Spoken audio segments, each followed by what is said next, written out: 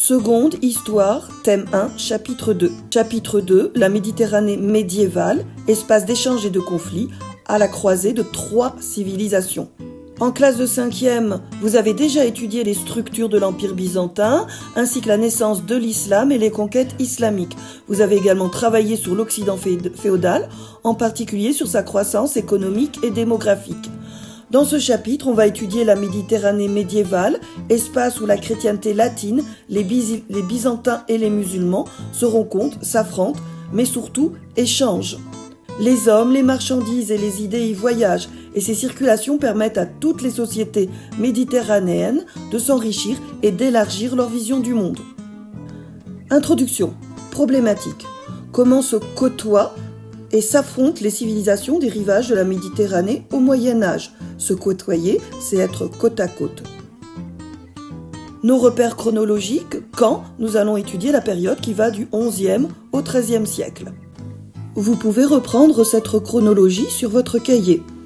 Notion, qu'est-ce qu'une civilisation? C'est un ensemble des caractéristiques politiques, sociales, religieuses, morales, artistiques, scientifiques, intellectuelles, techniques, propres à une région, une société ou un peuple. Les civilisations laissent des traces matérielles par les arts et immatérielles, c'est-à-dire qu'on ne peut pas toucher, qui ne sont pas concrètes, par les héritages scientifiques, par exemple, dans l'histoire. Cette carte nous donne les repères spatiaux, c'est-à-dire dans l'espace. Le singulier, c'est spatial, avec un T. On a les 3 civilisations qui se partagent le pourtour de la Méditerranée. En rose, l'Occident chrétien. En orange, l'Empire byzantin. En vert, le monde musulman. Et on voit, avec la flèche, l'expansion catholique ou latine. Grand 1, 3 civilisations autour de la Méditerranée. Petit 1, de nombreux points communs doivent être soulignés. Des villes très peuplées, centre économique majeur, une population majoritairement rurale et paysanne, des élites guerrières et aristocratiques qui ont le pouvoir politique, un accès au savoir réservé à une élite. Les femmes sont exclues des fonctions de pouvoir et de savoir. Les produits cultivés sont les mêmes, blé, vin, huile d'olive. Importance de la pêche et du commerce maritime. On voit ici, sur cette miniature, des savants arabes dans une bibliothèque. Petit 2, on a 2 civilisations chrétiennes. L'Occident chrétien, il est politiquement morcelé. On a un empire qui s'étend sur l'Allemagne et l'Italie, et de nombreux royaumes, France, Angleterre, Castille, mais il est culturellement et religieusement uni, avec une langue partagée, le latin, et une religion partagée, le christianisme, le catholicisme sous l'autorité du pape, souverain spirituel et temporel. Un souverain temporel, c'est un seigneur qui contrôle son fief, c'est-à-dire ses terres, et pour le pape, on parle des états pontificaux, le pontife étant un chef religieux. On rappelle qu'au Moyen-Âge, nous sommes dans un système social régi par la féodalité, c'est-à-dire que l'on a des seigneurs qui ont toute autorité sur des vassaux qui leur prêtent hommage, comme on voit sur le document 1. Le guerrier met ses mains dans celles du seigneur, c'est l'hommage vassalique.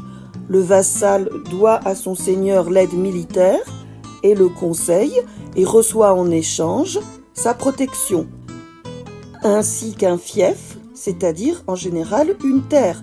Le document 2 nous montre les liens vassaliques dans le royaume de France.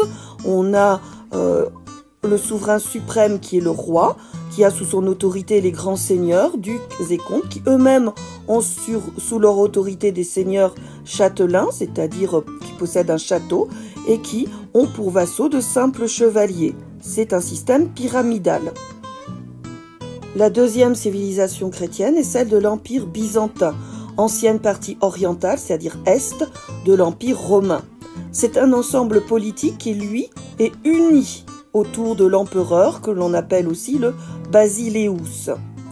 Depuis le schisme de 1054, ils ne reconnaissent plus l'autorité du pape, mais d'un patriarche. C'est la religion orthodoxe. Schisme, ça veut dire séparation en deux. On a des relations compliquées entre ces 2 civilisations chrétiennes. Comment les Occidentaux voient les Byzantins? Ils les voient fourbes, c'est-à-dire pas dignes de confiance, pas assez guerriers.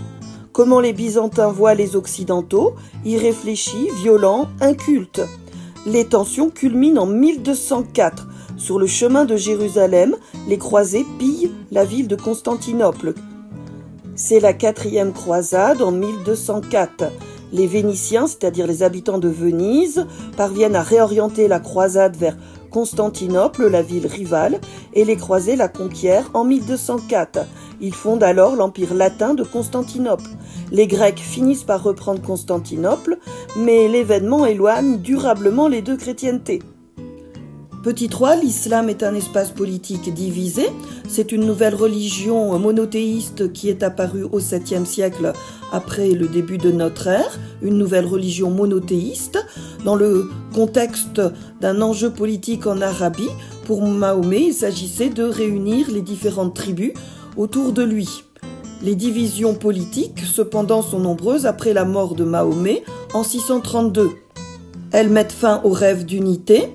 Des chefs politiques et religieux que l'on appelle les califes lui succèdent. On voit sur le document 2 la monnaie qui est frappée par le calife omeyyade qui siège à Damas et qui réaffirme le monothéisme. Il n'y a de Dieu que Dieu seul et Mahomet est son prophète. La carte nous donne les repères spatiaux concernant la situation politique du monde arabo-musulman au XIIe siècle, donc divisé en califat et sultanat, c'est-à-dire divisé politiquement, et nous rappelle des définitions. Le dhimmi est le juif ou chrétien vivant en pays d'islam et bénéficiant d'un pacte de protection, c'est-à-dire qu'en échange d'un impôt, un juif ou un chrétien peut tout à fait vivre en terre musulmane. Il faut rappeler que les divisions sont aussi religieuses entre les chiites, qui sont une minorité, et les sunnites, qui sont la majorité.